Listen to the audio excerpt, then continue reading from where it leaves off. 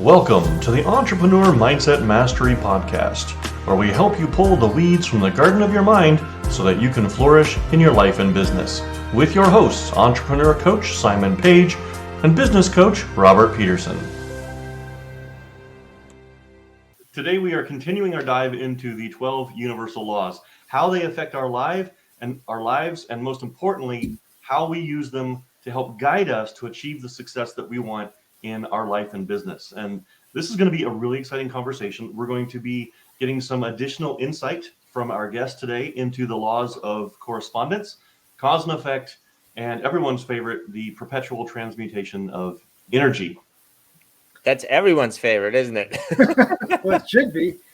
So our guest today is Konovalov, founder of the Goal Guide Incorporated. He's a coach, success mentor, public speaker, and trainer focused on helping people achieve their goals, live out their dreams, and become the most amazing version of themselves. He's also the host of Lead, Sell, Grow, the Human Experience podcast, author of B2B Sales Secrets, veteran of the United States Marine Corps. He helps people realize what they're capable of and is committed to helping his clients find the greatness within them.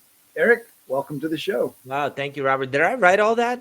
Is that the intro I asked you to do for me? I swear I'm not that good. Well, and we missed your latest book. That's a lot. What's your latest book? Throw that out there. You got it. B2B Sales Secrets. I was thinking, so what's the first one? I just rebranded it and changed it a little bit. It's essentially the same book. I took the other one off the shelves. Actually, when I wrote that first book, I had this bright idea to call it Let Me Sell You Something. And if you grew up in the 90s and you used to watch a show called In Living Color with Jim Carrey was Fire Marshal Bill, after the book was out, by the way, I posted it on like all social medias asking people, what do you think of the cover? And everybody's like, yeah, it's great. Awesome. After the book was out, like a year later, people are like, you know what this reminds me of? Fire Marshal Bill, when he was like, let me tell you something. I can't have a book out with that title. So I literally rebranded the whole book, changed a couple of things, and released it. Nice. Well, that's pretty awesome. Yeah. We can get distracted and go down too many bunny holes. So let's talk about the law of correspondence a little bit. And we talked, Simon and I shared last week that the law of correspondence is basically every action we make will be reflected in our outer world to our inner world. And the quote was the idea of as above, so below, as within, so without. And so it's kind of a spiritual correspondence, right? There's a spiritual correspondence happening within us and without us, right? The idea that the thoughts and things that we do or think is reflected not just in our outer world, but reflected inside of us. Yeah. I think it actually goes a little bit deeper too, because we've talked about the law of attraction, right? We know that we attract into our world the things that we're vibrating or manifesting, to use the terminology.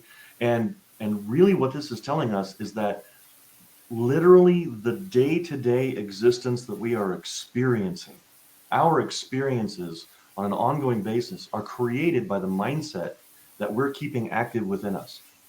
And I think that is so powerful. That right there, I mean, this law, I love it. It's the key to changing the experience of your life.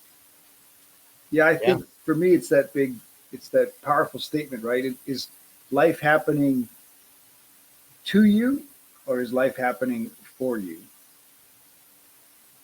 Well, it's both, right? It's however you want to look at it, but you're the creator of your life. And you know how you Google something and then everywhere you go, it shows up? Yes. This is the perfect reflection of that law. Because, you Google something, you're scrolling down on Facebook and you start seeing ads for that thing you Googled everywhere, right? My wife and I went for a walk and I told her I'm going to try intermittent fasting, meaning I won't eat till noon. Verbally told her this. We get home, she opens up Facebook. She's like, honey, look. There was a guide for intermittent fasting on her Facebook wall. She's like, I have all this stuff turned off. Like my Siri's turned off. I have no idea how they heard this and why it's on my phone. So our life works the same exact way. It's whatever you're seeing in the outer world, whatever your experiences are, whatever is happening to you or for you, is because of the thoughts and your beliefs and your frequency of vibration. That's just it. Mhm. And so people will say, you know, I got laid off from my job. I can't be positive right now. And what I would tell you is that you probably got laid off because you couldn't be positive. It's not the other way around, right? So everything starts with a thought. Everything is energy, and energy can neither be created nor destroyed. Energy just flows. And so sometimes you can't really see energy, but you can see the results in our outer world. And I think that's how that law, that's what that law is. So let's talk about how does taking responsibility impact our lives in relationship to correspondence. Well, by understanding the law, right? The law is going to work whether you know it or you don't know it. So, I mean, there's this great example of the law of buoyancy, for example, right? It's a universal law that I don't know it, but we know that the law of buoyancy, it's always been there. But back in the day, people would only build ships making wood. It's because they didn't understand that law. They truly didn't understand that law. They thought that only wood would float. And it wasn't until they understood the law of buoyancy that they could make ships out of steel. Now, you put a piece of steel into the water, it's sinking, right?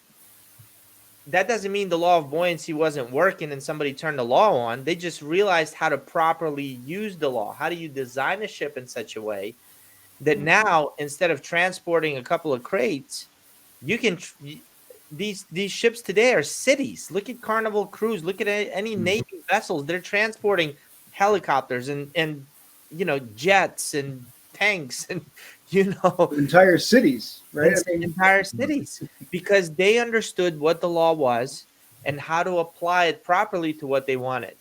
And so if we understand this law and how to apply it properly to what we want, it'll create greater levels of success for us. So taking responsibility is really understanding that if you don't like what's going on in your life, take a few steps back, take a pause, and take a look, like, what am I thinking? How am I feeling that's causing these results? hmm. And you'll come up with an answer, and then you can change what you're thinking and what you're feeling, and that will change the actions you take, and that will ultimately change the results that you get. Huh, that's so good. And I Yeah. think there's a lot of people that feel like, their life is chaotic and fearful, and they feel like that it's out of their control, right? This all of these things are happening in the world around me, and obviously this last 2 years, and even right now, there's chaos and stuff happening in the world. But that doesn't mean that our inner life has to be chaos, or our experience, in the world has to be chaotic. We can find calm and we can find peace. And so I appreciate you sharing the idea of taking responsibility for your thoughts, and what is it that you're thinking about? What is it that you're focusing on? And if it is chaotic and fearful, find out, that's a place where you can ask yourself, right? What do I need to heal, or what do I need to change on my inner life so that I can Mhm. find that calm and that peace? Yeah. We actually have a piece of biology in us that supports this law. It's called the reticular activation system, right? It's what you were talking about, Eric, when you look up something on Google and suddenly it's showing up everywhere, or when you buy a car, you didn't really have, everybody doesn't have a red SUV until you buy one, and then you see one everywhere, right? Our brain filters out gigabytes of data per minute that is irrelevant to us. But as soon as we start focusing on it, our brain says, this is important. It works the same way in reverse by way of the law of coordination. Right? Does that So make true, sense? Simon. So true. I remember having a conversation with my old boss. His name is Vince. And we used to get into these deep topics. And he told me one day in his office, and it's like 7 p.m. Everybody's gone. It's just us two in this office. And he said, men after a certain age, the reason why men are more successful after the age of 50 is because they kind of lose their sex drive. They're not focused on chasing women. They're more focused on success. And so that's what they're doing. And that's a part of why they go and get yellow Corvettes. They all want yellow convertible Corvette because to attract, whatever. I don't remember exactly what he said, but I remember the yellow convertible Corvette. I had a 40-minute drive home. I saw 4 yellow convertible Corvettes. I haven't seen it. This is in Maryland during wintertime. And I'm like, I had to text him like, dude, I just saw 4 of those. I haven't seen a yellow convertible Corvette and I don't know how long. So you're 100% right on that. That's awesome. Uh, And that filter just works that way, just like you talked about your wife. You guys mentioned intermittent fasting, and then all of a sudden you see these ads on Facebook, and we all assume Facebook, the evil empire, is just listening into everything you put it on there. But the truth is more likely that the ad was there all along, just among the 5,000 other ads on Facebook, and because you brought it to your awareness, your wife was noticing it. Yeah, that's such a good point. It absolutely could be that.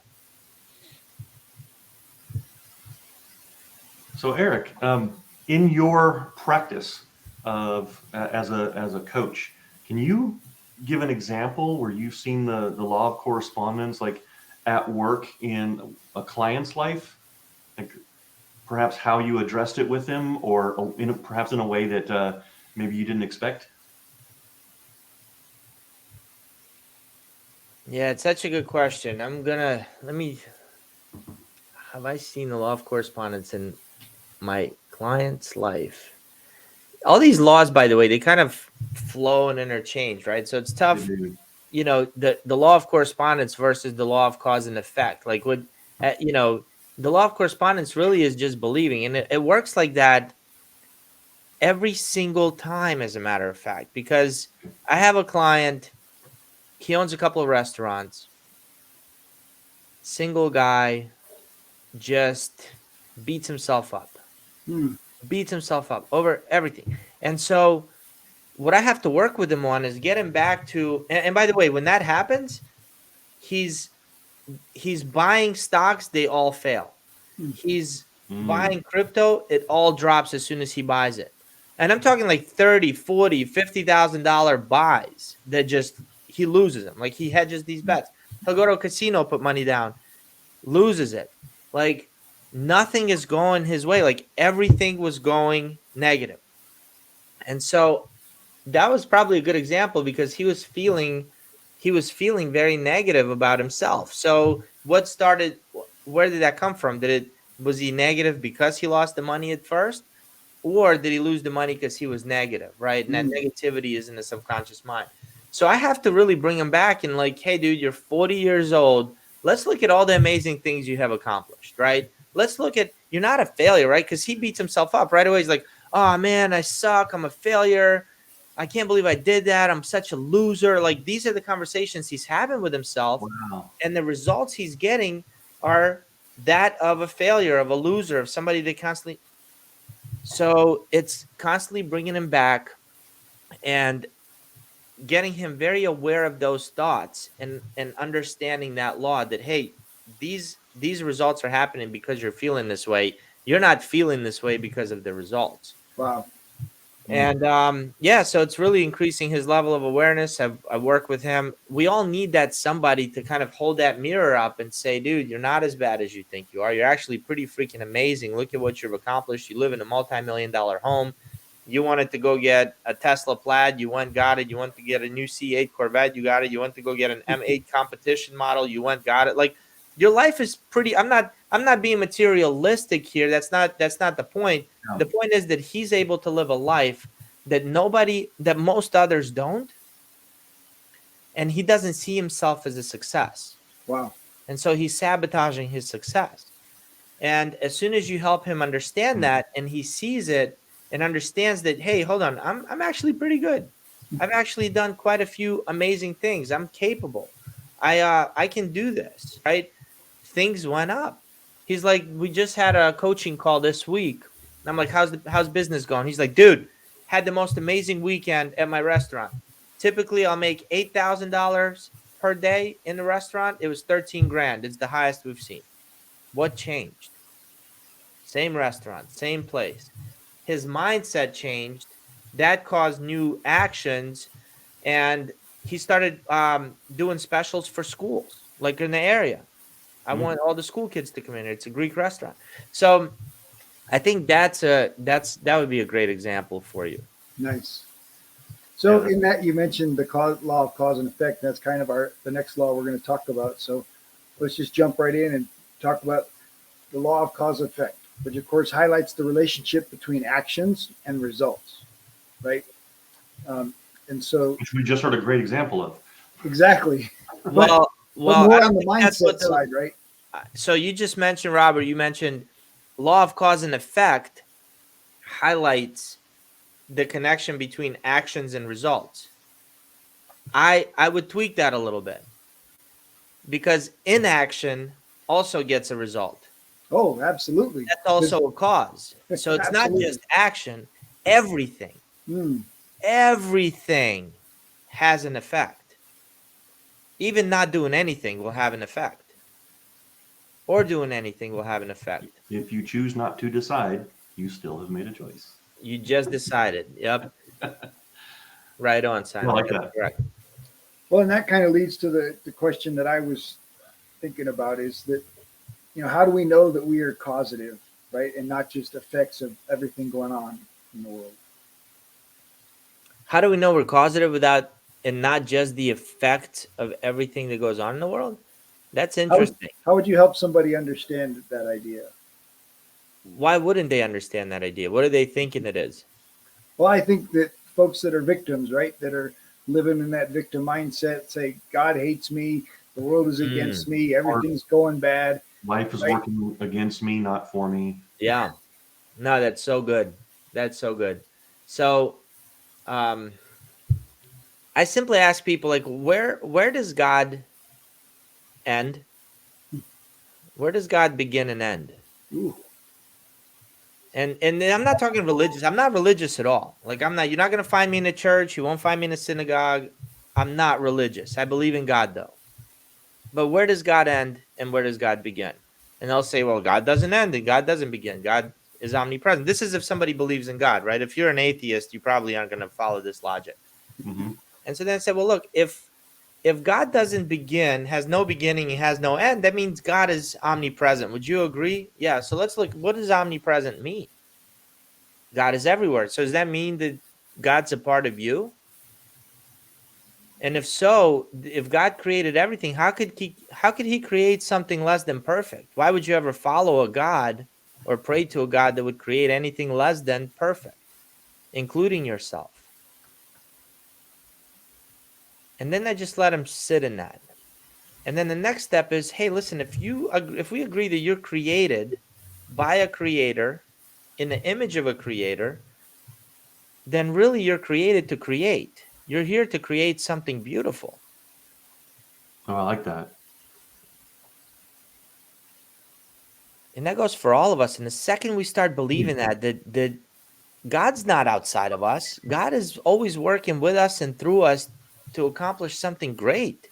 We're the ones that stop it. Look, energy is always flowing from a higher source to a lower source, right? Robert, you've heard this before. There are power grids. Cities have power grids. They got power lines, right, to send energy.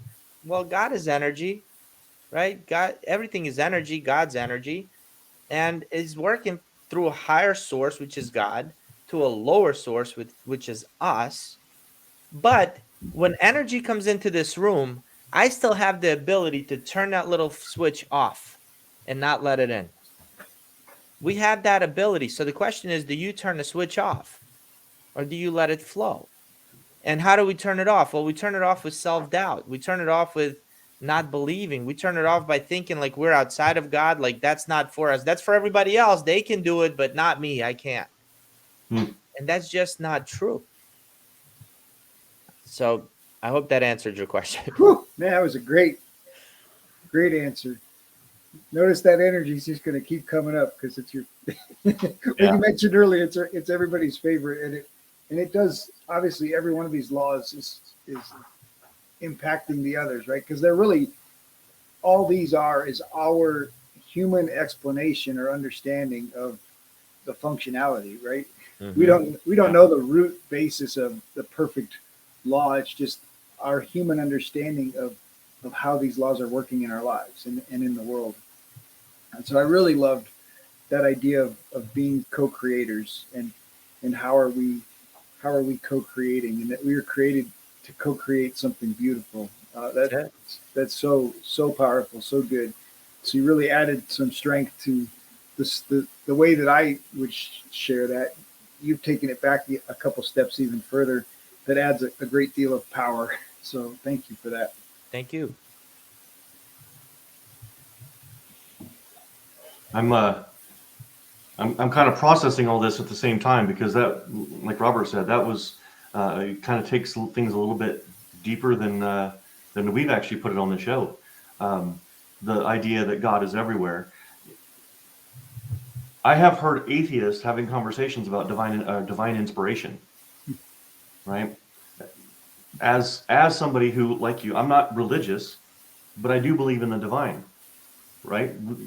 There's simply too much evidence that you can experience for the divine, right? The idea that ideas come to us in divine inspiration, and then we don't act on them, but yet we see them executed later. But someone else gets that idea because the universe is going to say, "You don't want it.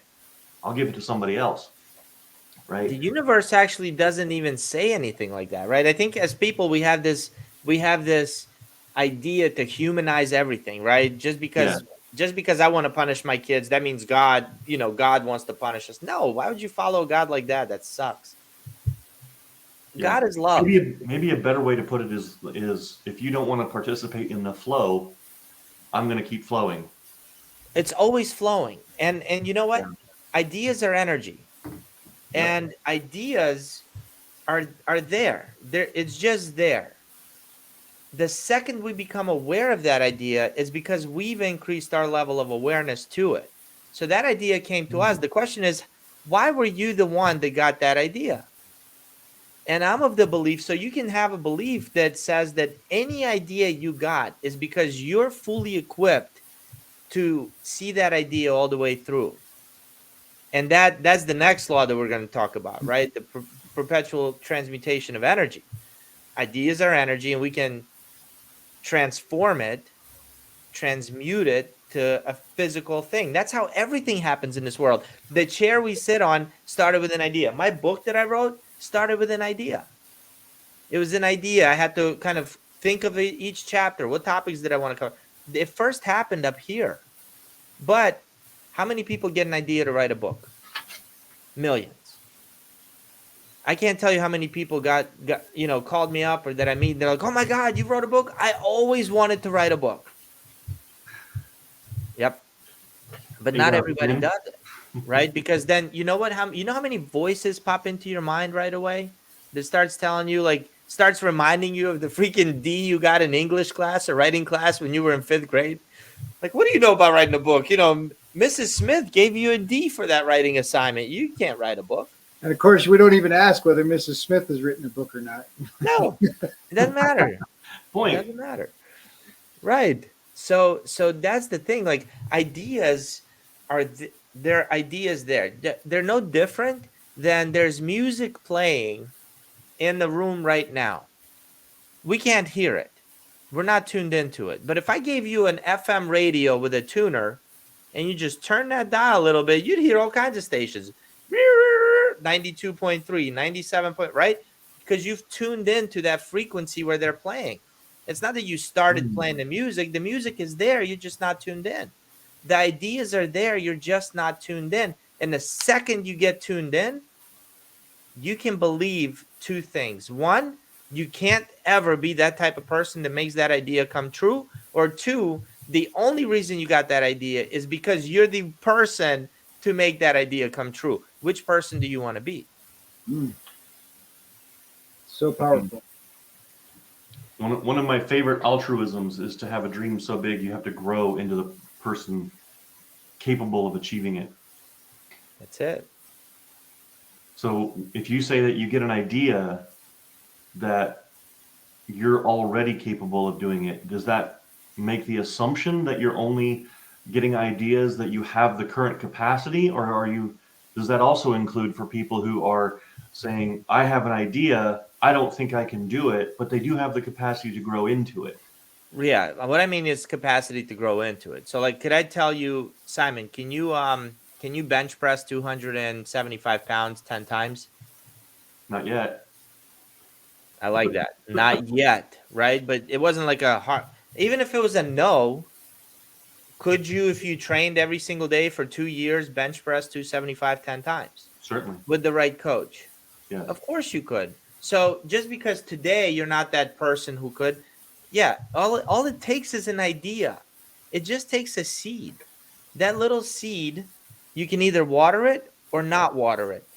But how it's going to grow, it's not up to you. You don't need to know how you're going to get to whatever it is. You don't need to know how you're going to be able to get to benching 275, 10 times. If I made a decision to go on vacation and I was driving from Florida to Colorado, I really don't need to know every single road I'm going to take to get there. At first, I just need to say, that's a good idea. And yes, I'm going to commit to doing it. How I'm going to do it, I don't know. I might fly, I might drive, I might freaking take a cruise all the way to Seattle and rent a car. I don't know how I might bike on a bicycle to Colorado. I don't know. And it doesn't matter how. First thing we need to really understand is that we got to say yes. That's a great illustration. So often I hear people talk about you don't have to know how, but putting it that way in such a simple example, yeah. Well, it's even how is so irrelevant? Yeah. How does it matter? As a matter of fact, whatever how you're going to come up with is not going to work. I'll tell you that right now. You can come up with the most elaborate plan, and step 3 is going to fail. No plan survives contact with the enemy. Yeah, and what my mentor Paul Martinelli says is that don't fall in love with the plan, fall in love with the goal, fall in love with the idea, fall in love with your commitment. Because the first plan won't work. So what does that mean? You're going to give up on your goal?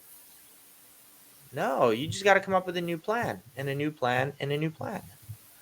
Well, I think one of the others, John Maxwell always talks about once you become an idea receiving machine, right? Once we've tapped into that higher level of vibration, we get more ideas than any one of us could do alone.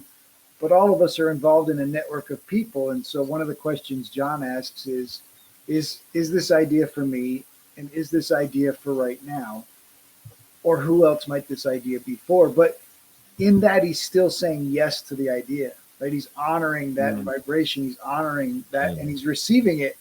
And he might be writing it down in his journal and saying, "Oh, that's for Eric. Eric's the perfect guy for that one. I'm gonna go have a conversation with him, right?" And I think it's so important to that yes, right? That yes to the idea, accept it. I'm going to write it down, even if I have no idea what it's about or how it's going to execute, or if it's even for me. But because I'm the one receiving it, I have a step of responsibility to see it to its next place, right? And if that place is me, then I gotta all right, let's this is a great idea. Let's make this happen. Or if it's passing it on to somebody else, it's like, oh, this is going to be so great. He's going to love this, and and passing it on. But that yes is really honoring the reception of that. Yeah, that's number one. You receiving that idea. And I've also heard John say that some of his best thinking has been done by somebody else, right? Like some of his greatest ideas came from somebody mine else. too. Yeah. Oh yeah, 100%. And that's the perpetual transmutation of energy. Somebody gets the idea. It doesn't have to be you, but you could be the one to make it come alive. Or you can have the creator work through you and with you to help that idea come alive. You don't have to be the one that gets it out there. So let's talk about making that idea come alive. Napoleon Hill talks about the burning desire. So how do we take that little idea that we just got planted? Our brain's already saying, you can't do that. That'll never work. And yet we're holding on to it, right? We're not letting the dream killers kill it. But how do we make that into that burning desire that Napoleon Hill talks about? I don't know how to make it into a burning desire. unless it's a burning desire, right? But for anything great to happen, you have to have the burning desire for it to happen. And Napoleon Hill obviously is so right on with it. But I'll give you an example. So I got out of the Marine Corps. I started selling copiers in Baltimore. This is like 2006. In 2007, the Dodge Charger came out with their SRT 8 Chargers, and they were so beautiful back then. I mean, just loved that car. There was nothing else like it on the road. Is 6.1 liter V8, 400. I mean, close to 500 horses. Like that thing was so nice. I'm a 26-year-old kid, and I don't know why I had a burning desire for one. Couldn't afford it. It's the dumbest freaking car I could have possibly bought as a sales representative who's driving 35,000 miles a year. Okay. The dumbest car you can get is your car to drive around in as a sales guy. That defines a 26-year-old man. I'm just going to say. Yeah, whatever. But I had this burning desire, right? I mean, we do things emotionally. We justify it logically. Yes. And my justification was, well, if I'm spending so much time on the road, I might as well spend it in something I truly love, not to mention the $250 oil changes, the premium gas it required, the $7,000 brakes that it had stock. Like, so I had this burning desire. And at that point, I just won President's Club, and I was going to Mexico for President's Club. So that Thursday, we were leaving Friday, I think, for President's Club. That Thursday, my wife and I went to CarMax and to look at this one SRT8 Charger, and I freaking just fell in love with it. Like I had this burning desire, wanted that car no matter what. Had no business buying the car. So I told the sales guy, I'm like, look, I'm leaving tomorrow. I'm back in a week. If it's still here, I'm gonna buy it. And I told my wife, if it's there, we're buying it. She's like, honey, absolutely. Like I like how you give the universe a test. Like if it's I'm for like, me, I'm gonna it's a test. Right. I'm like, okay, this might... But I was on vacation, and I just had that picture already, like as my wall on my phone. I kept looking at it every second. Like instead of enjoying this beautiful Mexican beach and palm trees, I'm showing my wife the car. Like I pictured myself in it. Like there's nothing I wanted more. Literally, we got back. I called my manager. We get back on Sunday. I called my manager Monday morning. I said, hey, I'm not coming in for the first half of the day. I'm going to go buy that car. I told everybody I'm going to get it if it's still there. First thing, Monday morning, I drove an hour to that dealership. That's how far it was from my house. And it was still sitting there. They had it washed. It was, I mean, just beautiful. And I left there with that car. And that happens to us. That happens to all of us. The challenge that I had is that I didn't cause that burning desire. Like it was easy because it was a subject. Like it was already something that existed. I could see it. I sat in it. I could feel myself in it. I could see myself in it. Right. So it really didn't require much imagination to have that burning desire. But to be truly successful, we got to be able to do that for something we can't yet see. We have to create it. And that requires imagination. So the most successful are ones who can visualize their business clearly in their mind and want it so bad that no matter what, they're going to get it. They have a picture of it on their phone. Every waking minute, they're thinking about it. They're feeling into it. How good is it going to feel? And it's literally pulling them to that vision. So I think that's how you could develop a burning desire. And if you're forcing it, like force negates. If you feel like yourself forcing, then maybe that vision isn't really what you truly want. You know, just back up. It's not what you want. That's not what you want. Don't, Wayne Dyer, one of my favorite quotes by him was, be open to everything and attached to nothing. Very zen. Very zen. Yeah, for sure. But you know what else? When I coach people, a lot of folks say that they're not able to visualize. I'm not a good visualizer. I can't see like what it is. I don't know what I want my life to be like in 5 years. I have no idea what it is.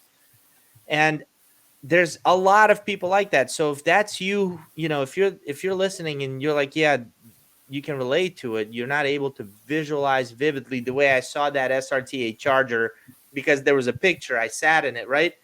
There is no picture of your dream.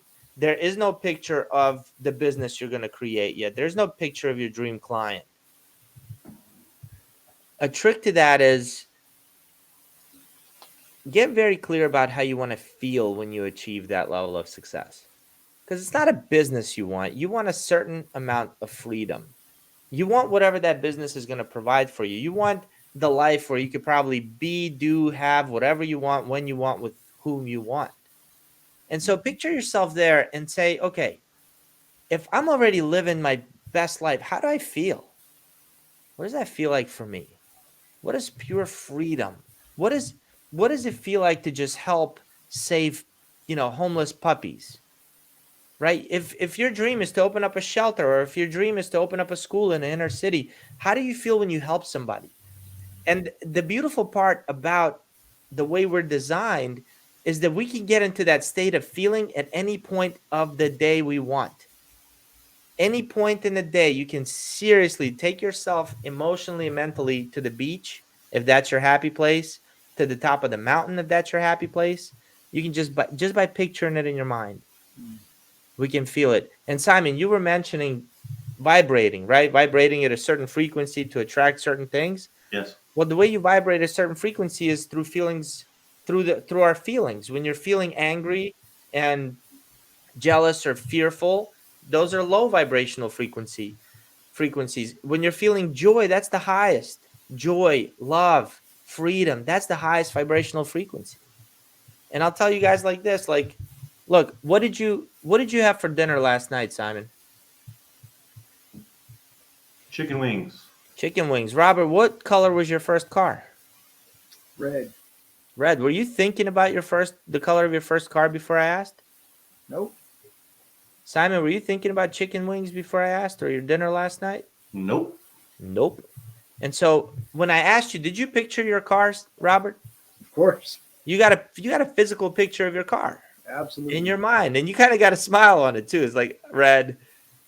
Chicken wings. I don't know how you feel about chicken wings, whether they were good or not, but you're like, I'm sure you pictured your dinner. Like you saw yourself sitting down eating it. Yep. I got you to go there in your mind. And we all have that power to go anywhere we want at any point in our mind to our happy place. Oh, so good. Yeah. Absolutely. So good. All right. I want to take this. Maybe this is a step sideways, not a step back. But so obviously energy can't be created or destroyed, but there's also potential energy, right? And the idea of potential energy versus actionable energy, or taking action. I like John. I think it's John Maxwell tells a story about the 5 frogs on the log, and 4 of them decide to jump. Right? Mm-hmm. How many frogs are on the log? Yeah, all of them. And I think a lot of people can do this imagination thing, but it doesn't lead to action yet. So how do we make that transition from this imagination and potential to the first steps, the next steps? No, Robert, that is the action.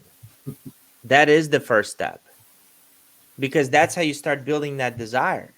Listen, our thoughts cause our feelings. Our feelings cause our actions, and our actions cause our results. So trust me, imagination is the most important step you can take. That's the one people miss. They don't imagine, they don't see it, they just do. And they run around doing stuff there's no direction. It's like building a house before you could draw out the blueprints, right? It's like you walk up to somebody, hey, what are you doing? I'm just laying bricks together, hoping I build something. No, where did that house come from? It started with somebody imagining it. The next step was what? Drawing it out in the blueprints in their CAD or whatever. Once you have it drawn out up here, now you can at least, okay, well, what's the first step I can take? Well, maybe I call a bricklayer, or I call a construction company, or right? And then you start step by step, and before you know it, the house is built. But that is the step. Don't think that it's potential energy when you're imagining. That's probably 60%, if not more, of what it's going to take for you to be successful is that imagination. Nice.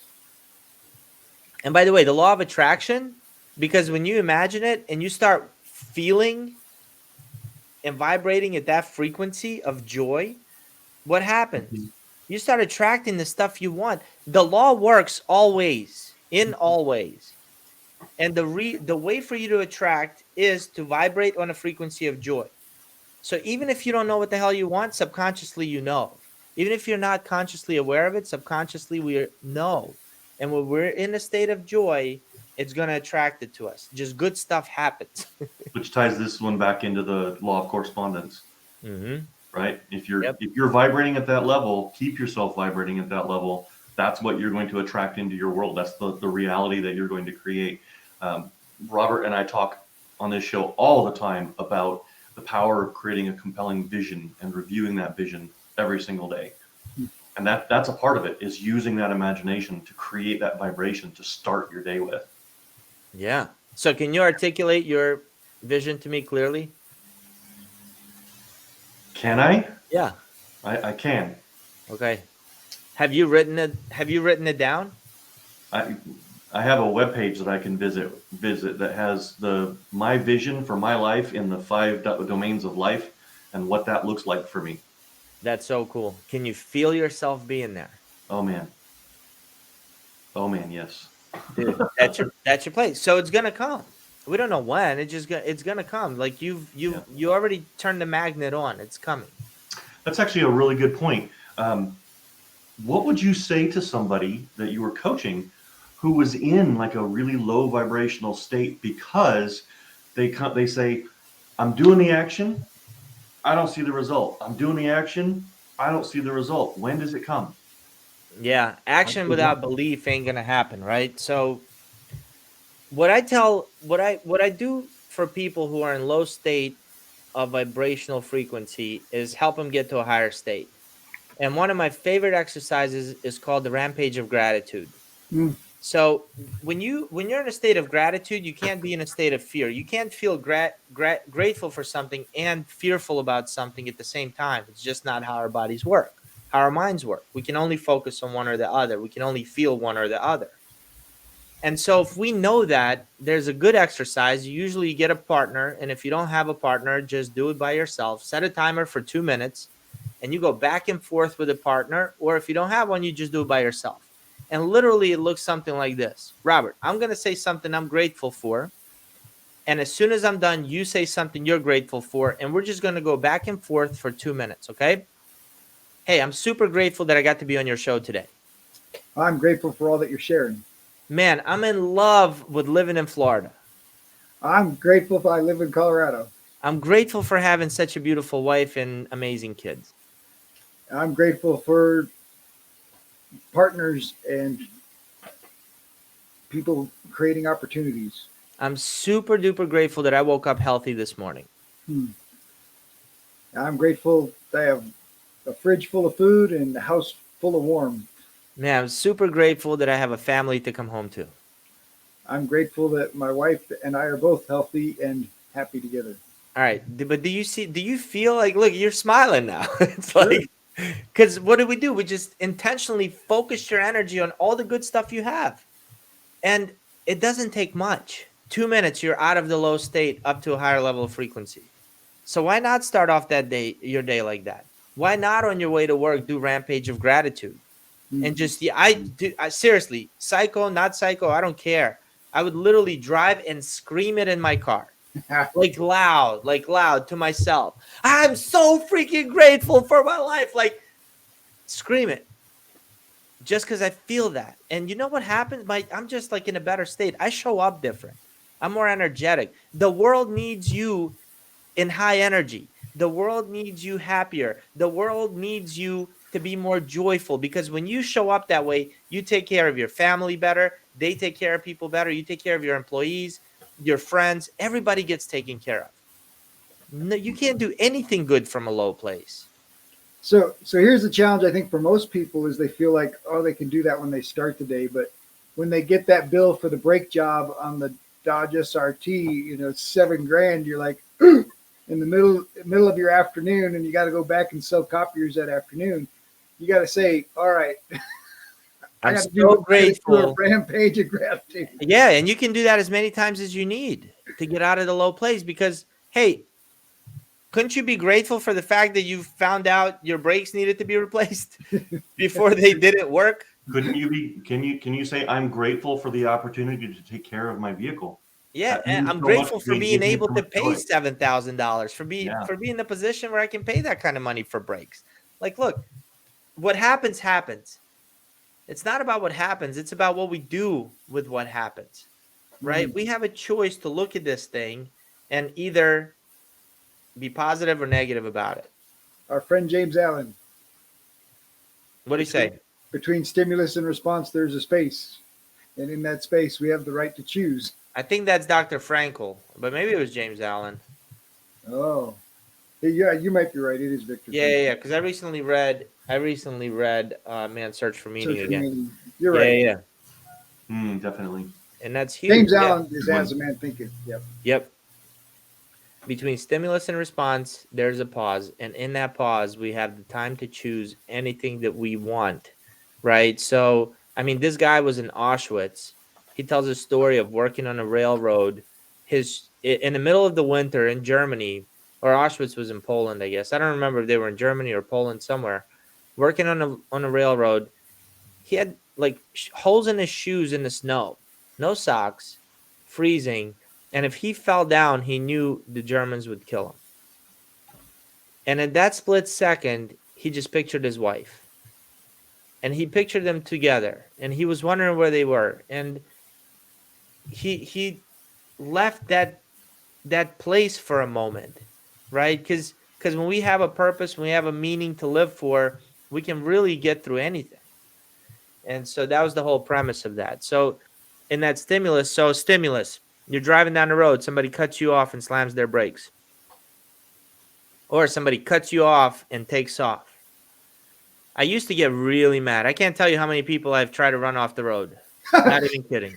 I had a fast SRT8, right? Like, dude, furious, like rage if somebody cut me off. Serious rage. Like there was a problem. I'm looking back in it now, like, what the hell? And then I was reading 7 Habits of Highly Effective People. Nice. And Stephen Covey shared the story of this father with his little boys. And the father is sitting there and his boys are just going insane on the train or the public bus or something. And they're just bothering everybody. And the father is kind of numb. And somebody finally said something to the father. You know, hey, why don't you control your kids? And the father looks up and he says, I'm terribly sorry. They just lost their mother. And I don't know what to do with them. And reading that story made me realize that person that just cut me off could have gotten a call that said his kid was hit by a car or that their loved one died. And so the same experience now, when I get cut off or when somebody's trying to get through and they're about to hit my car, the old me that would speed up or the old me that would get really furious now slows down and lets everybody through and then kind of wishes them good luck. And just says, hey, I really hope they're okay. I hope they get to where they're going safely and fast, and I hope everything's okay. Same situation. I love that. I used to have the same situation, heavy road rage.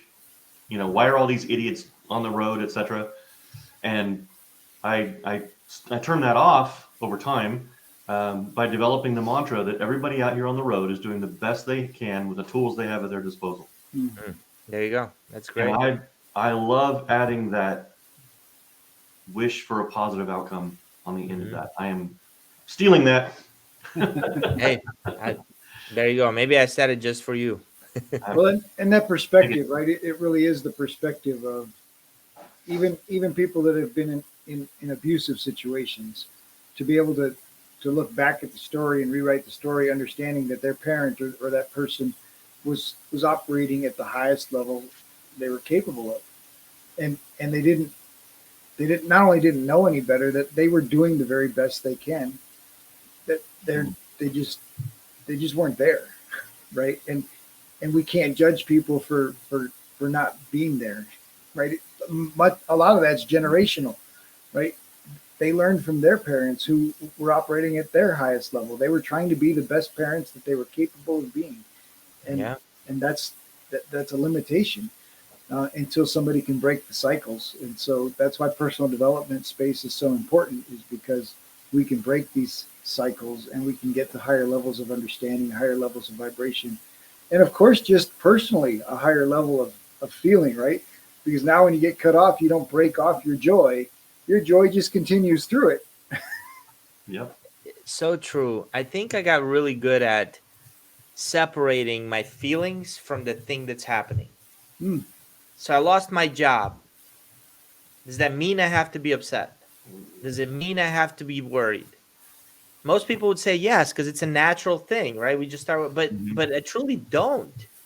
As a matter of fact, it's wasting my energy to focus on that versus, all right, what's my next step? What good came out of this? How much better am I now after leaving that job from when I started that job? And what can I do that's better than I was doing? Hmm. Right? It's a Absolutely. choice. We Are don't you have familiar with to. Jocko Willink? Oh yeah. Yeah, he has a speech called "What's the Good." Um, Mm, there's actually Don Akira is a DJ who takes a lot of people like Jordan Peterson and Jocko Willink and puts them to it's called meaning wave music, and it's one of my favorite to listen to because it's Jocko talking about things like lost your job, good, time to focus on what's important, right? yeah. Didn't get that promotion, good, opportunity to refocus, figure out what matters. And what you just That's how he said, chooses to view it, right? what's the I'm a good? firm believer. Look, but it's not neither good or bad except for the meaning we assign to it, right? Like Hmm. humans are meaning making machines. That's what we do. We make Absolutely. meaning out of everything. So like your Yes. wife comes downstairs and she's wearing a dress and you're waiting for her to go out to dinner, right? She comes downstairs, you look up and you say, "Is that what you're wearing, honey?" How many different meanings can she assign to that one little sentence? Am I too fat? Does he not like what I look like? Am I too skinny? Is this too big? Is the colors like she's gonna go off to the left? And all you said was, "Is that what you're wearing?" May not have meant anything but, "Hey, that's what you're wearing, so we can go," right? Like, but no, we assign meanings to it. Well, and typically, like you said, we go off to the left.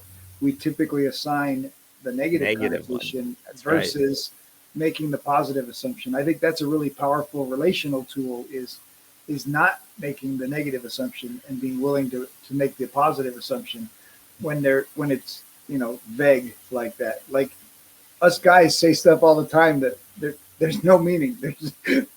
It was just a statement of, is that what you're wearing? Because I'm going to have to go change now because you look fantastic, right? That's it. It could have been that, right? Yeah. Or you look So, so hot, I don't want other guys looking at you. Like, go change, right? But no, they'll never take it that way. And we well, don't and we need don't, to. and we don't either.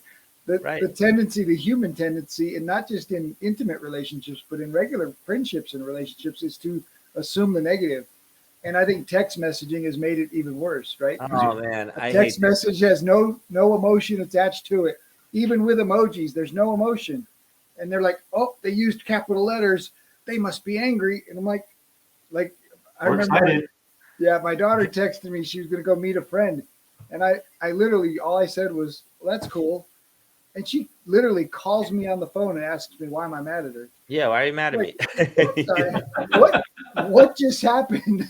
I'm I'm trying to understand, and it's exactly that. We're attaching emotion to something that didn't have emotion, and of course our human nature is drawn to drama, and so when we can create drama and keeping that drama, what the conscious leadership group calls the drama triangle, right? The victim, the villain, and the helper, right? Those are the people keeping the drama triangle Yeah. functioning. And when you can get above the drama triangle, right, that higher level of vibration above the drama triangle, where we don't assume the negative. In fact, we typically assume the positive because we're living in a positive, exciting world. Um, but What it's happens a when you live in challenge to get up there and stay there. It's not easy, what, sure. what happens when you live in a world where you're focused on having communication rather than emotion or negative emotion? Yeah. Absolutely. Well, we're coming up on the end of our hour, Eric. This has gone so fast. Tons of Yeah, it great was a ideas. really fun conversation with you guys. Enjoyed Pretty being sure we here. could go for another hour or two. Well, that's pretty typical. Let's Yeah, do it. Maybe we'll come back, talk about something else. that'd There be you great. go. All right, Eric. So, what are your current offerings if someone wants to work with you, and how can people get a hold of you? The Goal Guide, look me up. Eric Konovalov on LinkedIn is probably the best way to reach out to me if it's a professional conversation. I'm on Facebook, Instagram, everywhere. Um, I'm offering nowadays, really, I'm just focusing on one-on-one coaching. That's what I do most of my time. I enjoy that the most. And just reach out if you have, if you're feeling stuck in any shape or form, whether it's in business and relationships in your life, and I can help you think through something. I'll help you think through it. Fantastic. And I'd like to give you a minute if you'd like. Can you tell us a little bit about the Long Walk Home? Oh, the Long Walk Home. So I'm on the board of directors. It's an organization, and thanks for shedding a light on it. Ron Zaletsky, he was a Marine, Vietnam veteran Marine who got out, and he was really dealing with a lot of PTSD, lots of guilt, anger, all that stuff. And he decided to kind of show his frustration by not wearing any shoes. And then one day, a little kid asked him, like, why aren't you wearing shoes? And he realized at that moment that, yeah, he's not wearing shoes, but it's not helping anybody that he's not wearing shoes. And everything changed for him. So the guy did the Appalachian Trail barefoot. He walked across the country barefoot, holding a sign about 22 veterans committing suicide every day, daily, and really began raising awareness. And he started saving lives of our veterans and their families. So he started this organization. He wrote a book called The Long Walk Home. Great book. I would highly recommend getting it. Or go to thelongwalkhome.org and hear stories. There's really good videos there. And if you're looking to an organization to support, they do great work. So he asked me to be on his board of directors because I have a passion. I'm a veteran. I have a passion for our veterans. I don't want my brothers and sisters in arms to commit suicide. So when I moved to Florida, one of the first things I started doing is getting involved in the military and veteran community so that I could help. I met Ron through my efforts of meeting people like Ron. And sure enough, after a few conversations, and I had him on my podcast, he asked me to come on board to be on his board of directors. It's completely volunteer. I don't work for the organization. I just believe in what they do. I really like what they do.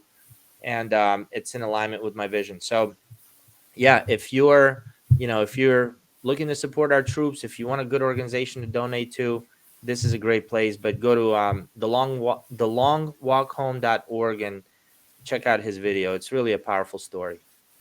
And thanks, Simon. I really appreciate you giving me your platform to promote them. Yeah, absolutely. And Absolutely. thank you for sharing that, and thank you for your service. Thank you. Thank you. And thanks for hanging out with us and having a great chat. Yeah, you too, Robert. Thanks for inviting me. And I'm super grateful for you guys. Appreciate you.